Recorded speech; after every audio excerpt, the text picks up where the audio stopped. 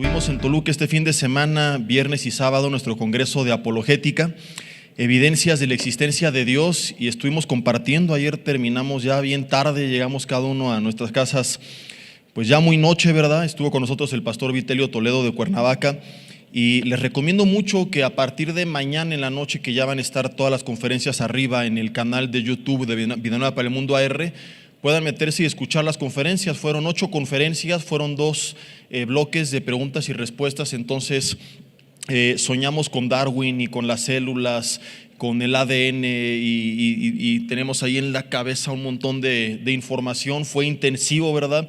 Pero muy bendecido, estamos muy contentos. Y pues bueno, ahí ojalá que puedan entrar para que estudien, que tomen nota, que le vayan poniendo pausa. Y pues que si tienes dudas, ¿verdad? Y crees que vienes del chango, digo, a lo mejor el espejo pues es lo que te dice, ¿verdad? Pero que te des cuenta cómo la ciencia afirma lo contrario. Y bueno, compartí un mensaje en el servicio anterior titulado La verdadera identidad de la iglesia, que también lo pueden encontrar en la página de YouTube de nuestra congregación. Y creo que ya no transmitimos en vivo en Facebook, pero sí en YouTube. Y vamos a orar para pasar ahora a nuestro mensaje. Señor, te damos gracias en esta tarde, porque tú nos das vida, porque estamos con bien, nos ponemos en tus manos. Te pedimos que a través de este mensaje hables a nuestras vidas. Dile ahí en tu lugar conmigo: Padre, quita toda barrera, todo estorbo, toda distracción, toda opresión en el ambiente físico, emocional, espiritual. Inclusive si en mi mente hay algún pensamiento que me esté distrayendo, oprimiendo, quitando la paz, hoy te lo entrego y te pido que tú me permitas recibir con total libertad esta palabra y que pueda sembrarse en mi vida como una semilla cayendo en tierra fértil y produzca fruto. Te pedimos que así sea hecho en el nombre de Jesús. Amén. Y bueno, el mensaje anterior, les dije, estaba un poco relacionado con este. No repetiremos nada. No es que sea una primera o segunda parte, simplemente abordan desde perspectivas distintas, no el mismo tema, pero sí combaten el mismo problema, que es cómo el enemigo ha buscado engañar a la iglesia acerca de su identidad para neutralizarla. Y hoy quiero compartirte esto de una manera distinta. Hace rato veíamos algunos pasajes doctrinales del Nuevo Testamento que nos enseñan que nosotros, la iglesia, somos el pueblo de Dios, hijos de Dios, amados por Dios, que tenemos su espíritu, que tenemos que ser entonces la luz del mundo, la sal de la tierra. Recordamos Hechos 1:8, donde Jesús nos dijo que al recibir su Espíritu Santo también recibiríamos su poder, y estuvo bastante interesante. Pero ahora quiero que nosotros veamos esto de otra perspectiva. Y quiero comenzar con lo siguiente. Pablo dijo que nosotros no ignoramos las maquinaciones de nuestro adversario, el diablo. Si Pablo está mencionando esto, está dando por hecho que nosotros sabemos cuáles son las estrategias que él utiliza para atacarnos. ¿Estamos de acuerdo? Si no, nos atrevería a decir: no ignoramos las maquinaciones. Y algo indispensable en cualquier competencia deportiva o en la guerra es que tú sepas a quién te vas a enfrentar o a qué te vas a enfrentar para planear una estrategia. Si tú sales con mucha motivación pero no tienes una estrategia o no conoces al rival, bueno, acabas como el Cruz Azul, por darles un ejemplo, ¿no?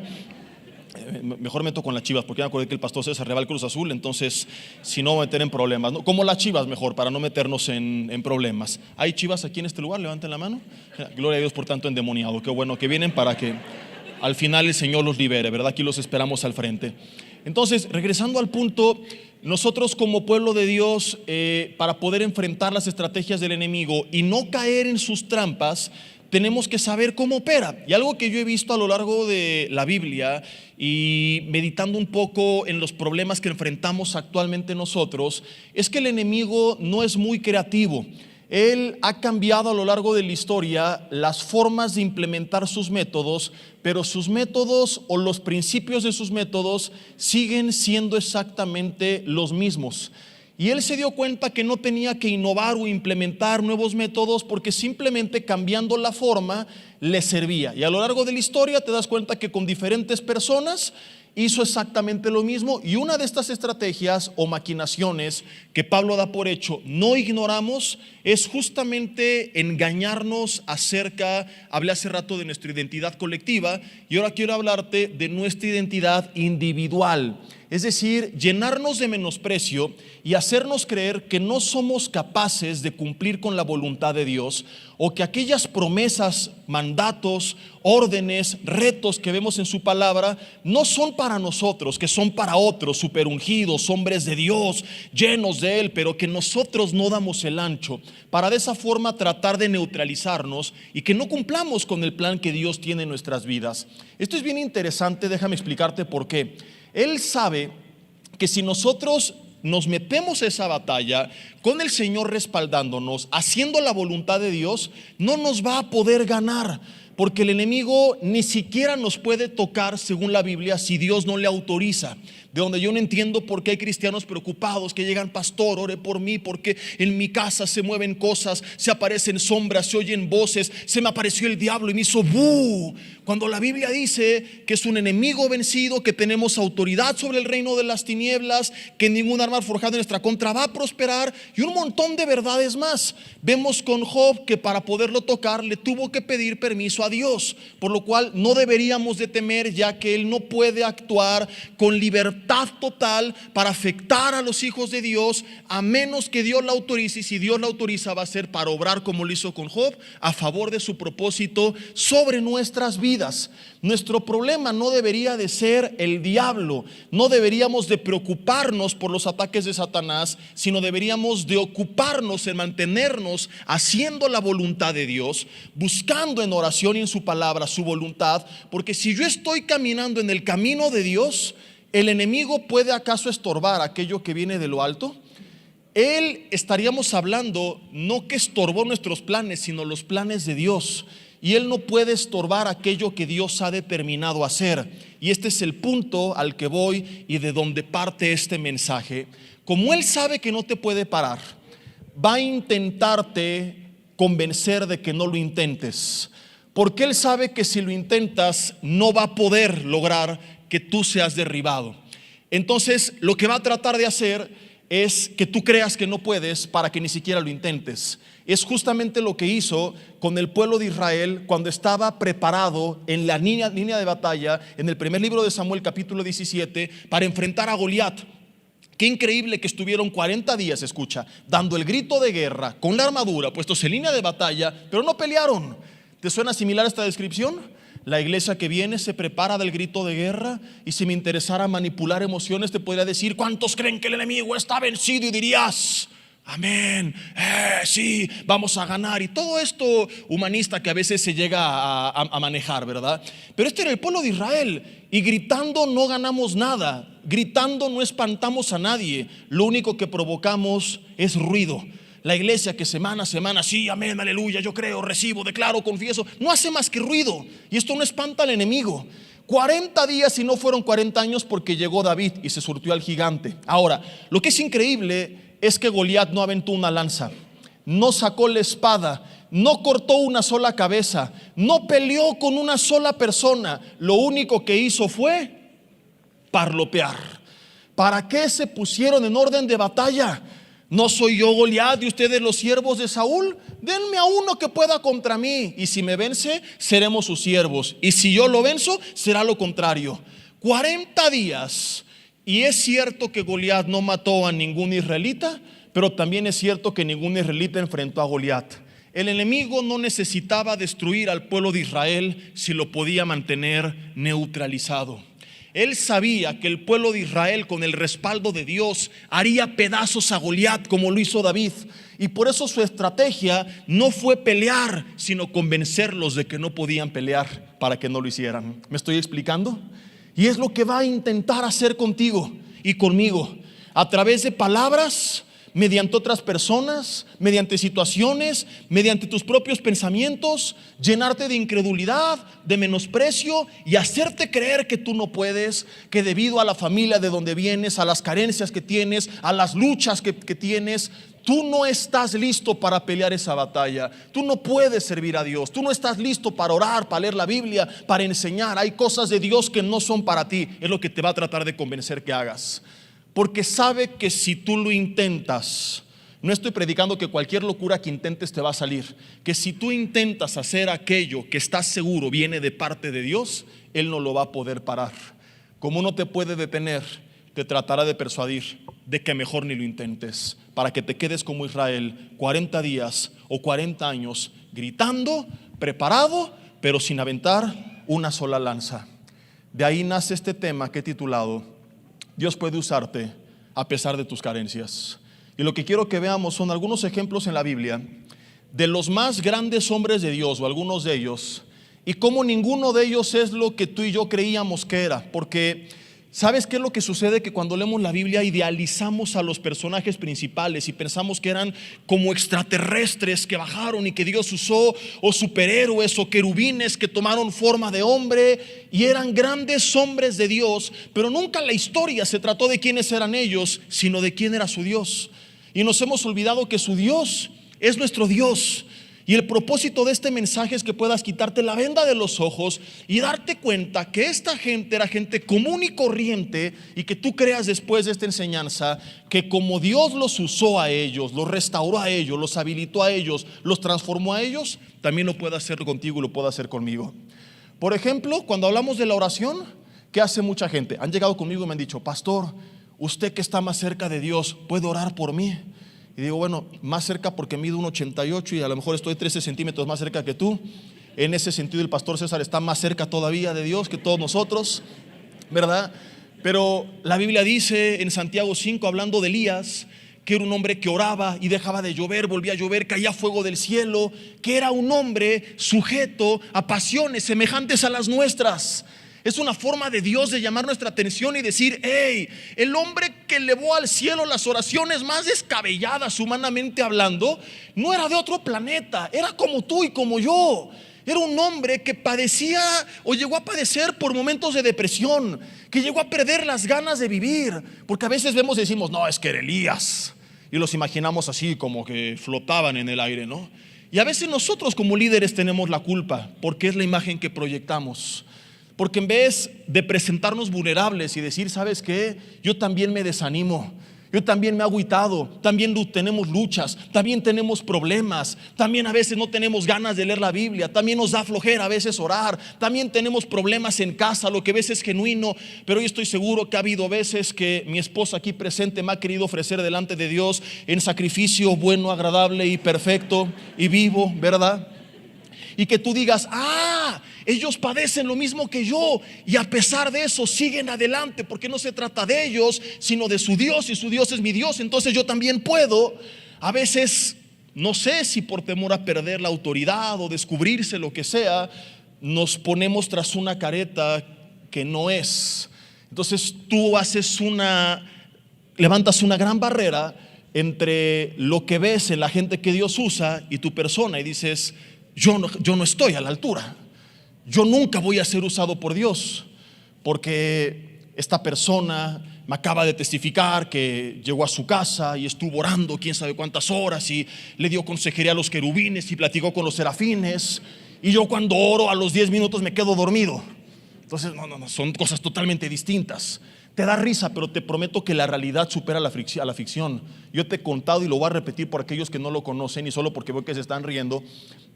No está mal que te rías, pero para que te des cuenta de que en verdad la realidad supera la ficción. Que un día, en un viaje que estábamos hace muchos años en Israel, parte del tour incluía algunos días en Jordania, nación árabe, donde hablan en árabe, escriben en árabe, con letras árabes, que no son nuestros caracteres, sino que es como si tomaras una brocha, la metes en una cubeta de pintura y salpicas, así como Aladín, en toda la pared. En ese entonces se entiende que no habían teléfonos con internet, y no había teléfonos inteligentes, no existía Waze, Google Maps, cosas por el estilo, como hoy en día que podemos ubicarnos donde quiera que estemos, ¿verdad? Entonces nos tocó a mi esposa y a mí ir a cargo de uno de los autobuses, y llega una hermanita muy linda, y estábamos en Jordania, en plena calle. Me dice: pastor, ¿le puedo hacer una pregunta? ¿Sin qué le puedo servir? Dije: va a preguntarme algo de la Biblia, no sé. Dice: ¿dónde puedo encontrar por aquí un cajero automático? ¿De verdad me está preguntando eso? Yo no sé qué pasó por su mente. Así como que, no, ahorita le digo, hermana, porque aquí casual cada fin de semana vengo a echar un café a Jordania, ¿no? Entonces, hay uno por aquí, por allá y por allá, o quizá imaginó que me teletransportaba en el espíritu, yo cada 8 días iba por ahí de paseo, o que iba a orar y que le decía: oh Señor, aleluya, revélame donde hay un cajero. Oh, lo estoy viendo. Urradabada, todo derecho, dice el Señor, rabadabadú, en la esquina vuelta a la izquierda y luego vuelta a la derecha, gloria, ahí está. Le dije, hermana, es la primera vez que vengo y usted lo sabe. No tengo la más mínima idea dónde hay un cajero automático. Quizá pensó que iba a orar y Dios me lo iba a revelar. Le dije, no sé. Y son las ideas que a veces nos hacemos. Entonces tú dices, yo tengo muchos problemas y luchas, y en mi casa hay conflictos, y mi esposa estamos comiendo y me grita, y yo le grito, y mis hijos se pelean, y estamos todo el día así. No, seguramente en la casa de los líderes es diferente.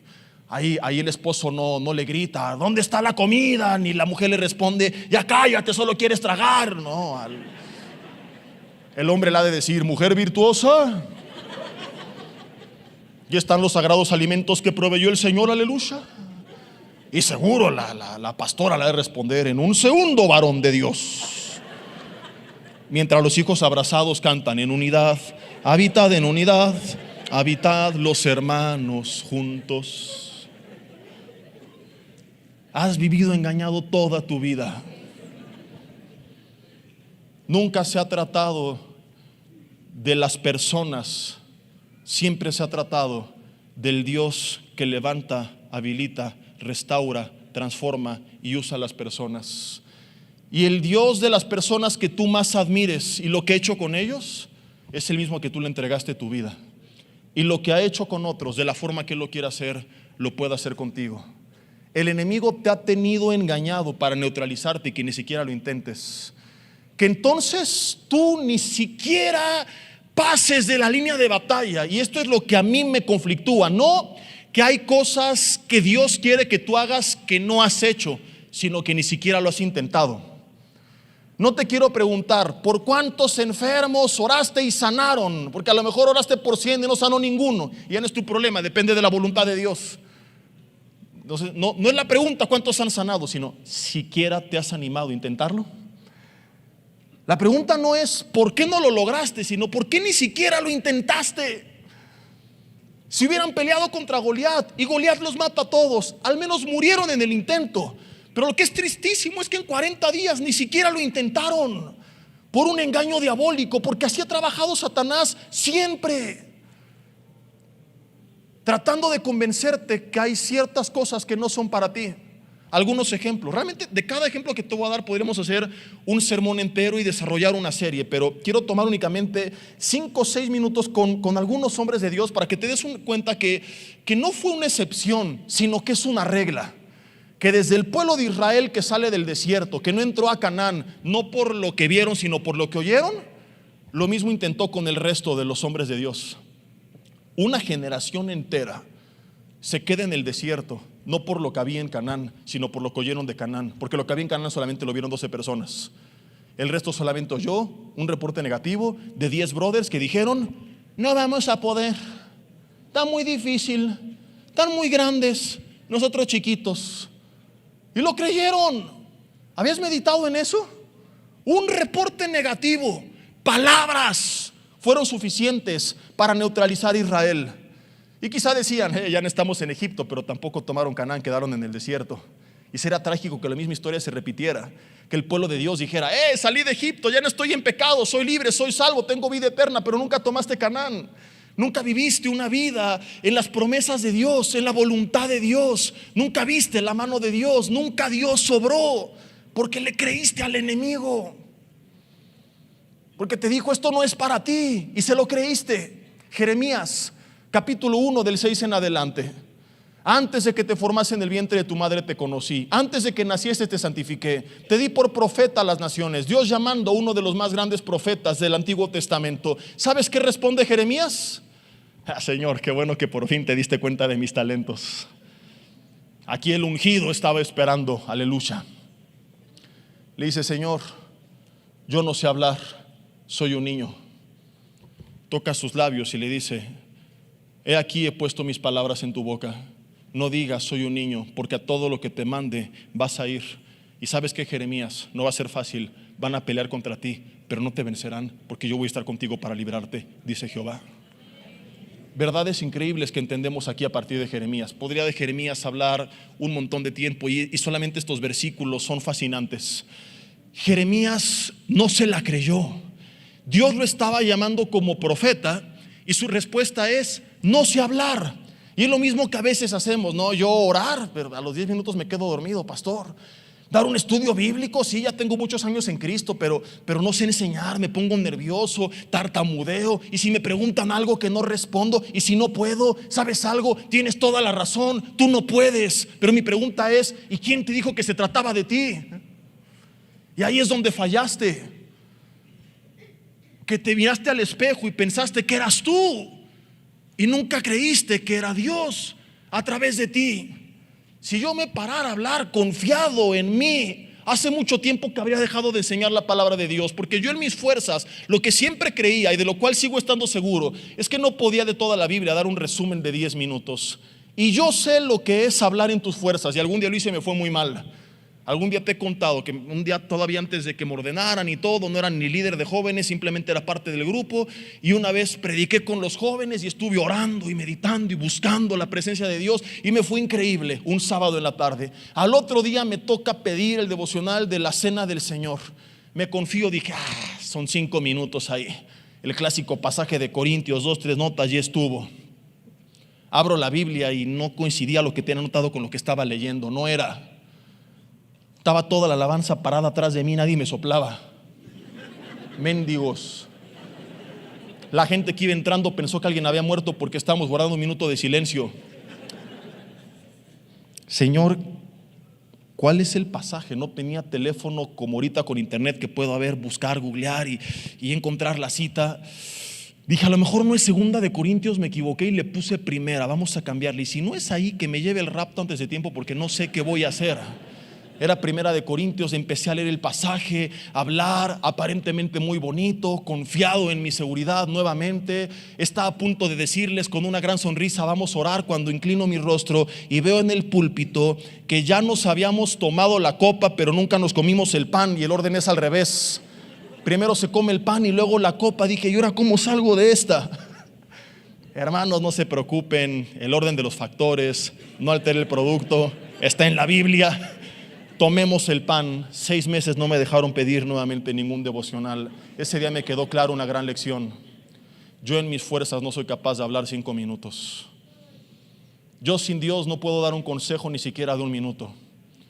Desde ese día, cada que me toca compartir, le digo en oración: Señor, si tú no me respaldas, hazle como quieras, yo no me paro ahí, porque yo no puedo, y tú no puedes y ninguno puede. Nunca se ha tratado de quién era la gente que Dios llamó, sino del Dios que los estaba llamando. Jeremías no había entendido esto. Lo siguiente que Dios hace no es convencerlo de que él podía. Sí, no, tú puedes, Jeremías, échale ganas, motívate, no, confía en ti, no.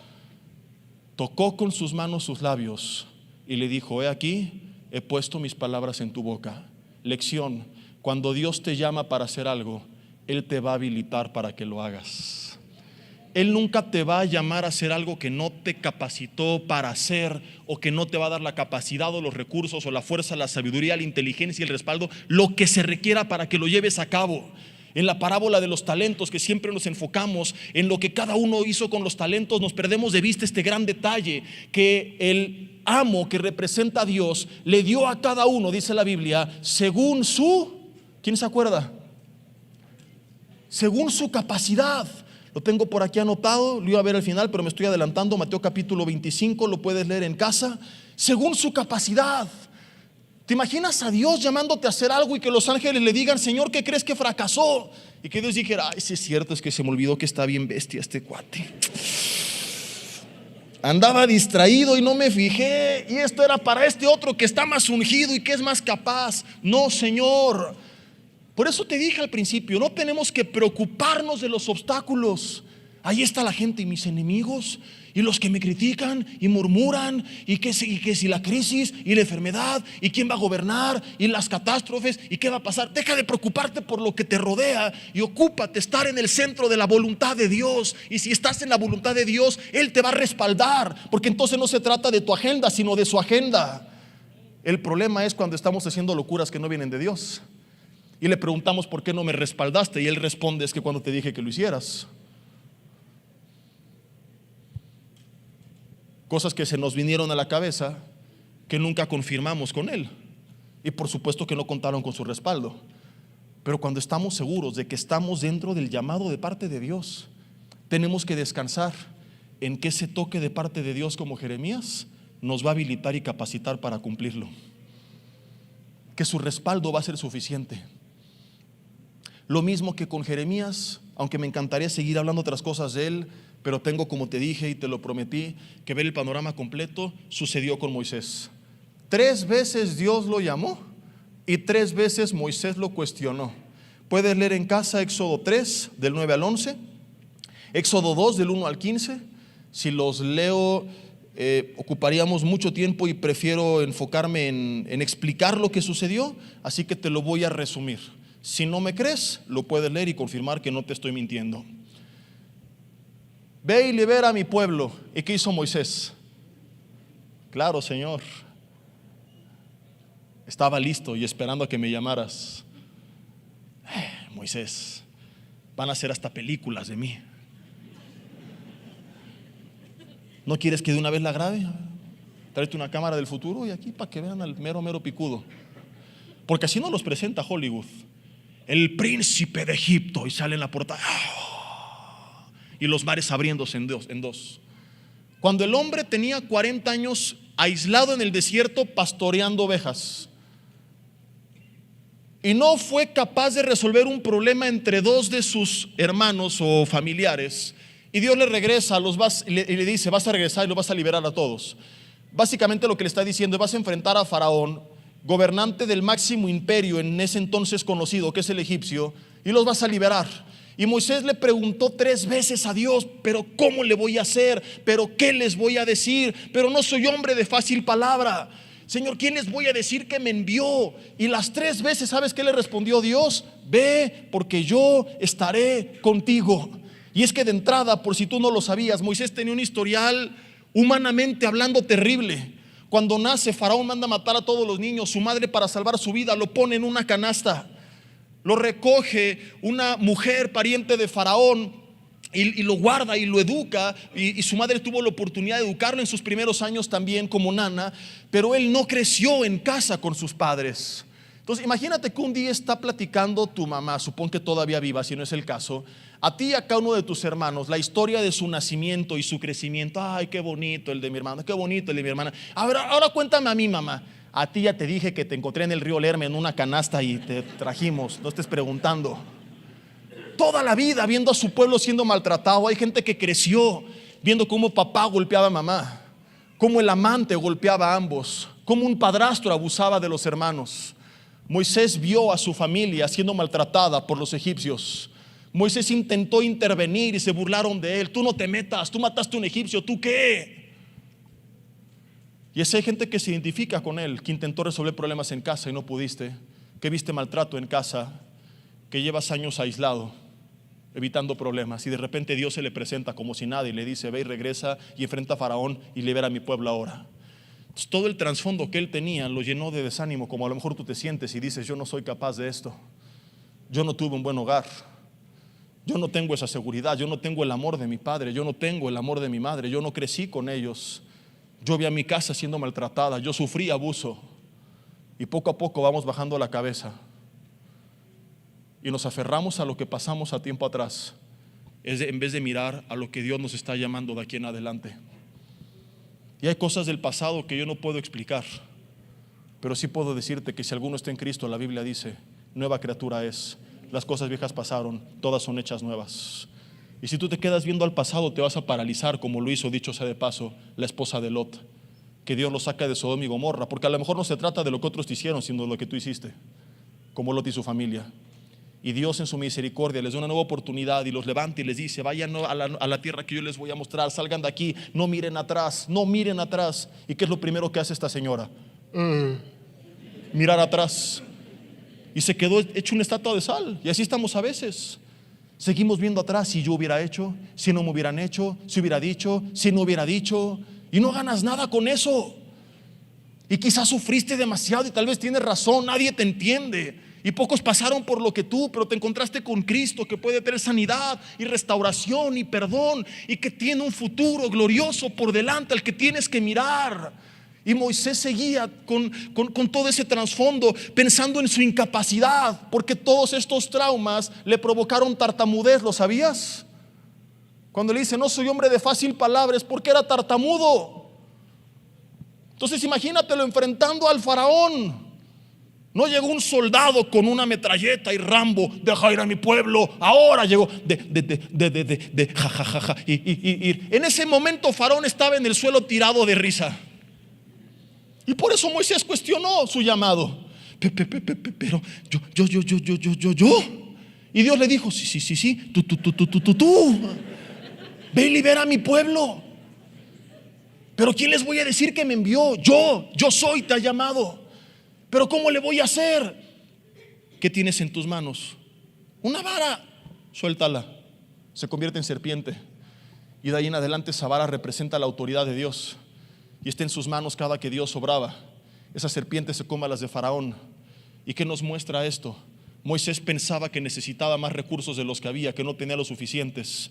Y a lo mejor así te sientes, es que no tengo la capacidad y el recursos que me faltan. Y si yo tuviera el dinero de aquella familia, la educación de ese joven, la preparación de ese pastor. Y Dios dice, ¿qué tienes en tus manos? Lo que tienes, el tiempo que hoy tienes, el conocimiento que hoy tienes, la vida que hoy tienes, los dones que hoy tienes, que ante tus ojos no son nada. El día que lo sueltes y le permitas a Dios obrar, va a ser suficiente para que con esa triste vara el poder de Dios sea manifestado. Deja de enfocarte en ti.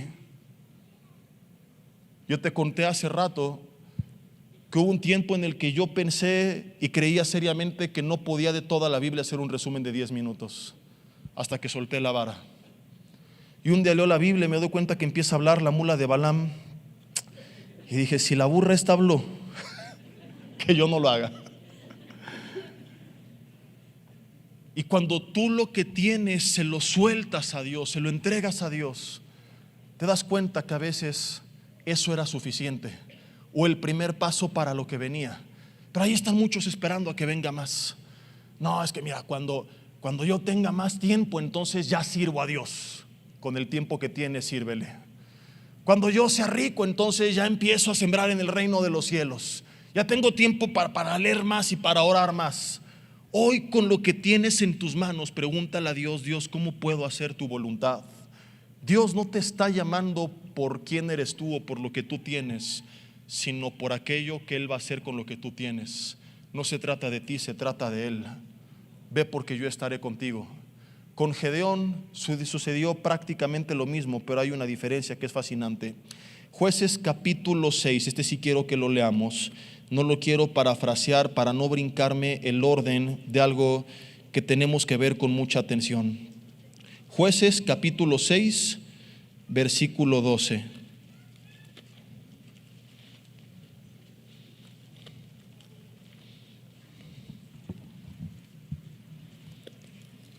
Está Israel siendo oprimido por los madianitas que le robaban la comida, encerrados en cuevas.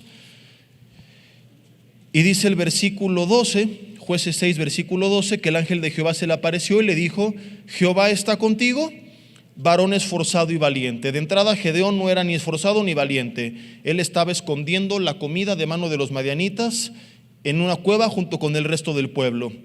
Gedeón le respondió, Señor mío, si Jehová está con nosotros, ¿por qué nos han pasado todas estas cosas? ¿Y dónde están todas las maravillas que nos contaron nuestros padres? ¿No nos sentimos así a veces? ¿Por qué si Dios está conmigo estoy pasando todo esto y lo que me han dicho en la iglesia y la Biblia? Y mirándole Jehová, versículo 14, le dijo, bueno, termino de leer el 13, dice, ¿no nos sacó Jehová de Egipto y ahora Jehová nos ha desamparado y nos ha entregado en mano de los madianitas?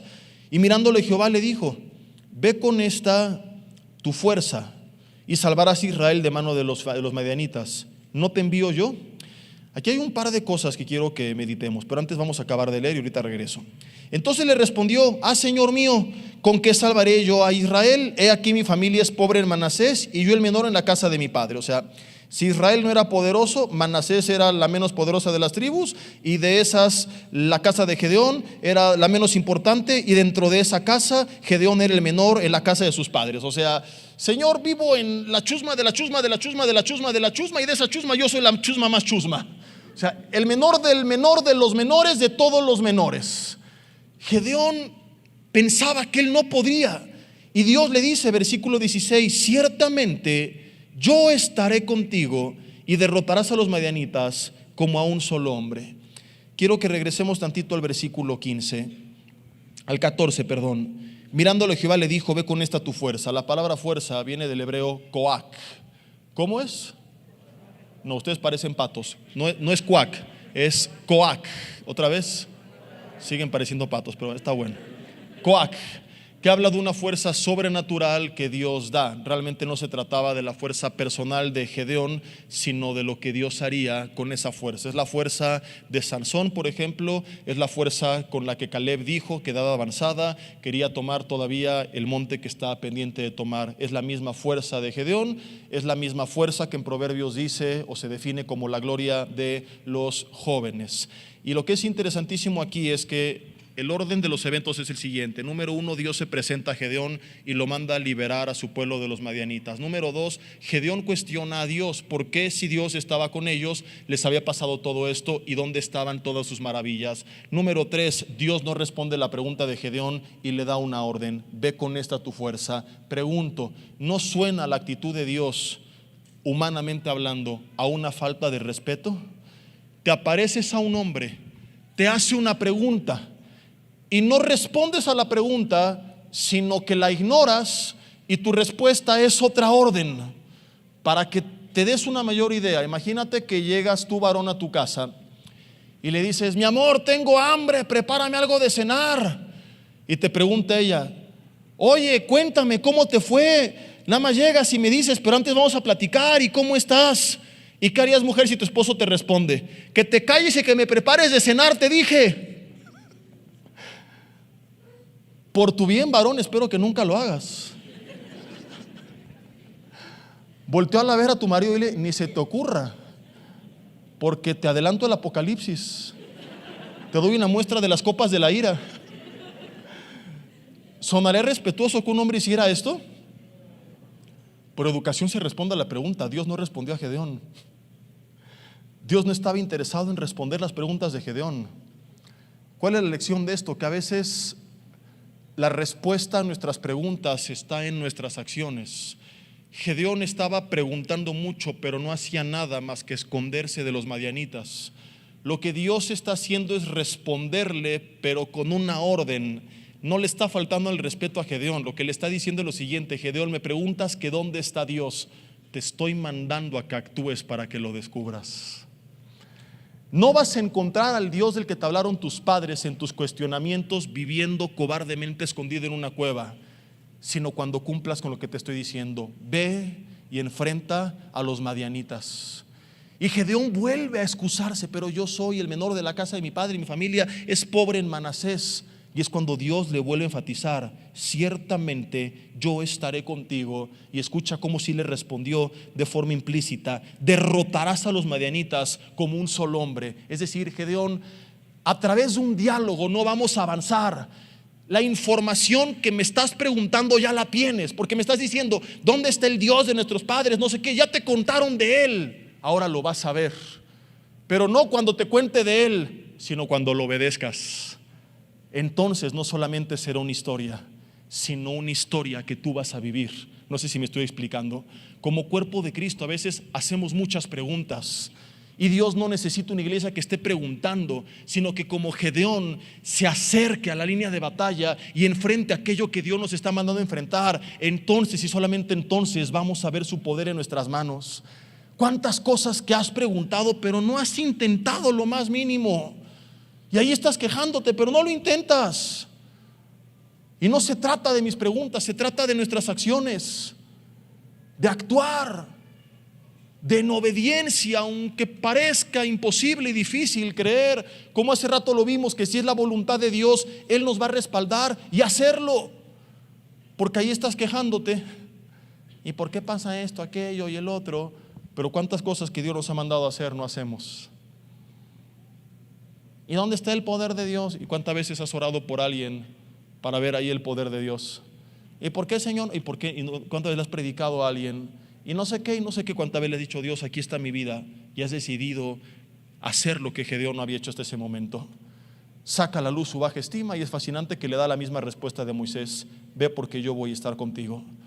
Como Gedeón podríamos hablar de los 4 amigos, los 3 amigos de Daniel y Daniel mismo, que fueron llevados cautivos a Babilonia, que perdieron su familia, que perdieron sus bienes. Hay gente que se siente menos por lo que perdió, por su pasado, y que también Dios los usó.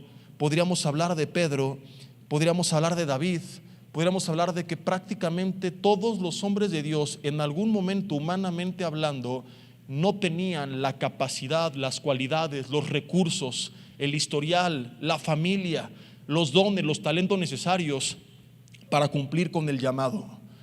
Y para Dios esto no es un problema, porque Él capacita, porque Él habilita. Y por eso es que lo primero que miró en David y le dijo a Samuel: lo que mira el hombre es diferente a lo que Dios mira. El hombre mira lo que está delante de sus ojos, Dios mira el corazón. Entonces el día de hoy, y quiero irme acercando hacia el final con esto, en vez de estar viendo a todo lo externo, tendrás que comenzar a mirar por dentro, las motivaciones de tu corazón y tu corazón delante de Dios, y buscar seguir su agenda. Ese es un corazón recto. Por eso David es llamado un hombre conforme a su corazón, no porque era perfecto, sino porque era un hombre rendido a Dios, que buscaba la agenda de Dios. De hecho, pecó peor que tú y que yo. Se acostó con su vecina, la embarazó y mandó matar al marido. ¿Te imaginas esta historia? Y que la Biblia llame a este hombre un hombre conforme al corazón de Dios. ¿Por qué? Porque el hombre siempre buscó la agenda de Dios. Porque el hombre salvó esa caída en su vida. Nunca tuvo una agenda personal. Siempre buscó la agenda del reino de Dios y ser un instrumento de Dios. Y es lo primero que tenemos que buscar. No buscar a Dios para que cumpla mis caprichos y verlo como el genio de la lámpara y que haga lo que yo quiero, sino: Señor, ¿cuál es tu voluntad? ¿Qué es lo que quieres que haga? ¿De qué manera puedo servir a tu reino? ¿De qué manera te puedes glorificar a través de mi vida? Y de paso y de pilón, Dios te va a bendecir, y te va a bendecir mucho, y a través de eso se va a glorificar. Pero la prioridad no debe de ser buscar a Dios para que cumpla mis caprichos personales, sino buscar qué es lo que Dios quiere que yo haga. Porque es distinto orar y decirle: Dios, bendice lo que voy a hacer, a preguntarle: Dios, ¿qué quieres que yo haga? Y si no mal recuerdo, en el desierto el pueblo seguía la nube siempre, y no al revés. No era: ¿a dónde van? Y yo lo sigo, sino: ¿a dónde va la nube? Y nosotros vamos atrás. Entonces, la iglesia actual, donde se ha infiltrado tanto humanismo, ya no le interesa la agenda de Dios. Ya no nos interesan los planes de Dios. Ahora es Dios viniendo a cumplir nuestros caprichos. Las cosas salen mal porque intentamos cosas que Dios nos respaldó, y nos empezamos a preocupar de la adversidad que fastidió los planes, en vez de ocuparnos en una sola cosa: ¿cuál es tu voluntad? Y ejecutarla sabiendo que Dios la va a respaldar. Pedro, que fue un líder importante de la iglesia primitiva, que con sus primeros 2 sermones llevó, si no mal recuerdo, a 8,000 varones a Cristo, que para que al menos su sombra tocase a alguno de ellos. Ojo, yo no estoy diciendo que su sombra lo sanaba, es lo que la gente creía. Entonces, ¿qué tanto Dios lo usaba que la gente pensaba eso? ¿Sabes quién era? Y termino con él: pescador. Dice Hechos 2:41 en adelante que era un hombre sin letras y del vulgo. Lee luego en casa Hechos 5, 14 y 16, Hechos 4, versículos 3 y versículo 4. Este es el pasaje donde dice que era sin letras y del vulgo. Los invertí. Hechos 4 del 13 en adelante, y es en el versículo 13 donde dice que era sin letras y del vulgo. Hace rato te decía que mucha gente se hace menos con los demás. Ay, no, el diputado, el gobernador, el presidente. Y tú te has olvidado que eres hijo del creador del universo. Ahora, yo no estoy insinuando que seas un ignorante y como Dios te respalda, allí estuvo. Pedro no pudo prepararse. Si tú puedes, hazlo. Sobre todo a los jóvenes. Hubo gente como Daniel muy preparada y muy capaz, como Lucas, pero hubo algunos como Pedro que no tuvieron esa oportunidad. Y mi punto es que eso no estorbó para que Dios obrara en él. Entonces hay personas que a lo mejor entraron y que se sienten inferiores y que han caminado con esta estima abajo porque no tuvieron la preparación, los recursos, la capacidad de otros. Y este era el hombre que la gente ponía a los enfermos en la calle para que su sombra los tocara.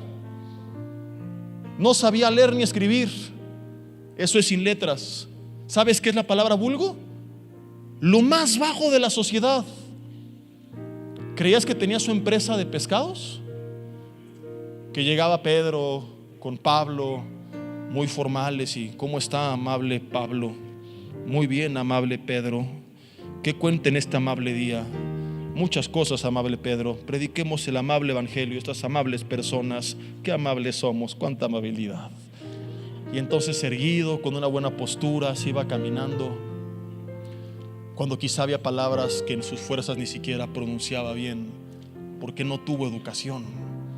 Entonces yo no lo imagino así, y espero que no te espantes con lo que voy a hacer, pero lo tengo que hacer para ilustrarte algo más cercano a la realidad de quién era Pedro, que no era nada que ver con lo que estamos imaginando.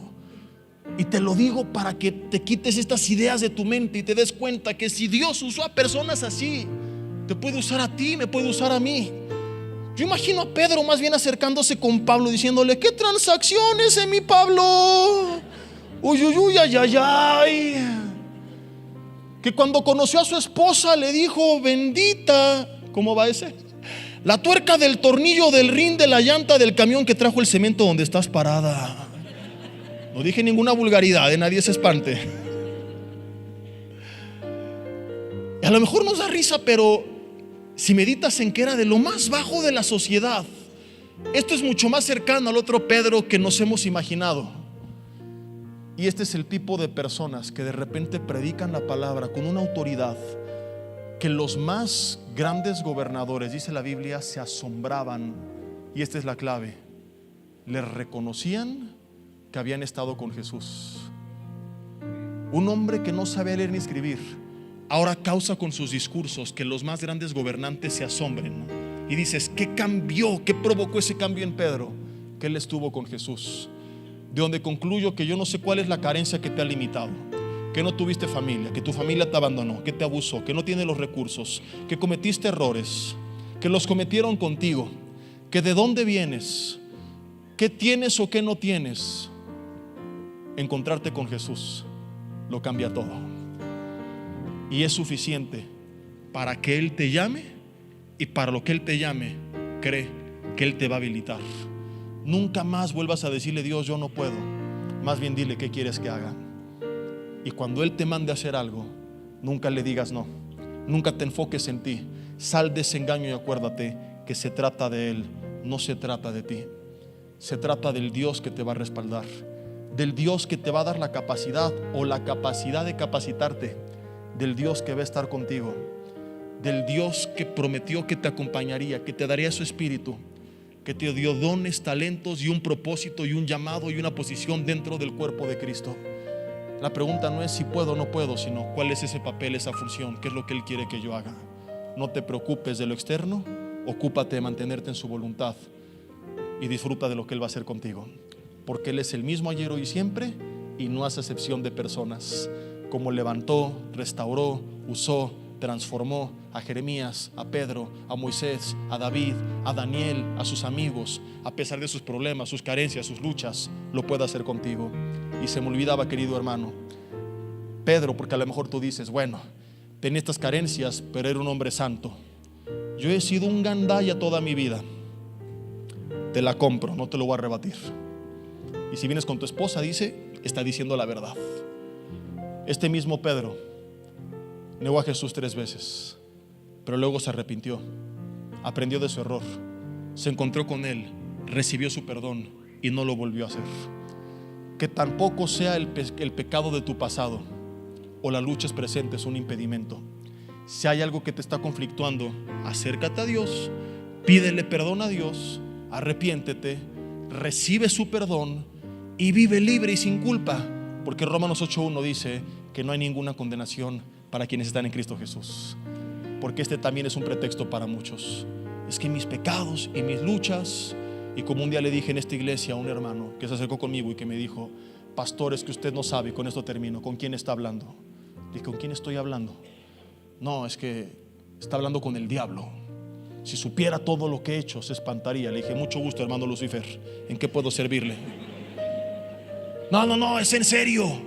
Si le contara todo lo que he hecho, se espantaría. Le dije: no lo tiene que hacer, porque yo le quiero contar algo. Yo no sé qué es lo que usted hizo, pero sí sé lo que Jesús hizo en la cruz del Calvario.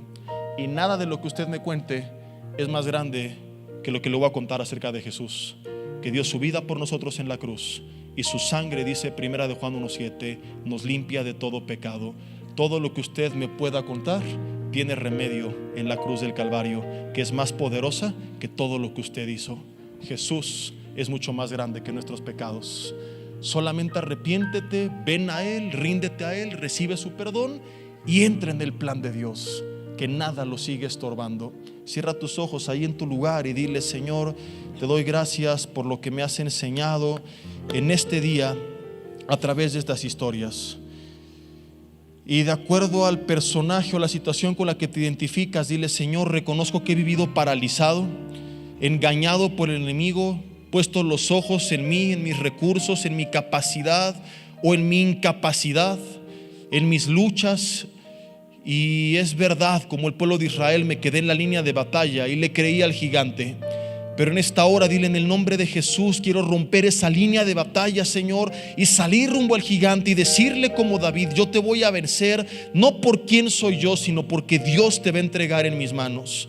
Quiero creer, como le dijiste a Gedeón, a Moisés y a todos estos hombres, que no se trata de mí, sino que tú estarás conmigo.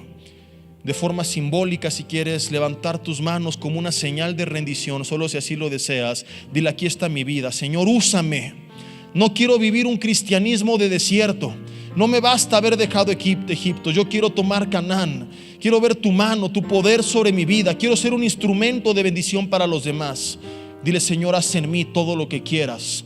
Revélame cuáles son tus planes, a dónde quieres que vaya, qué quieres que diga, a quién quieres que le predique, por quién quieres que ore.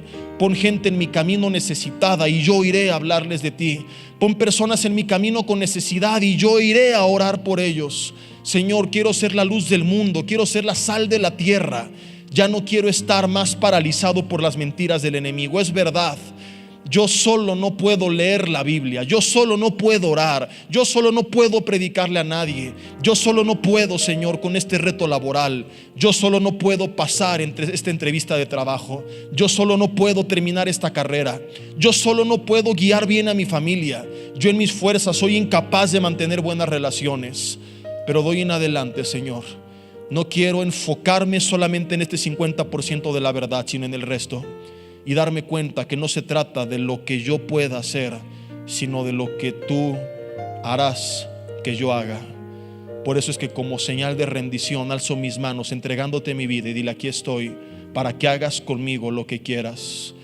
Usa mi vida, guíame, dame sabiduría, dirección, habilítame, Señor. Dame la fuerza, la capacidad, los recursos, los dones, los talentos. Si no has venido nunca a Cristo y tienes una religión pero no una relación, dile: Señor, hoy quiero venir a ti. Quiero que tú me perdones por mis pecados y que tampoco sean un impedimento. Quiero recibir tu perdón y ser libre de toda culpa del pasado y toda vergüenza, y pedirte que vengas a reinar a mi vida. Señor, que habite en mí la presencia de tu Espíritu Santo, ser lleno de Él cada día. Que tú me habilites con los dones que has decidido darme y que me uses de la manera que tú quieres.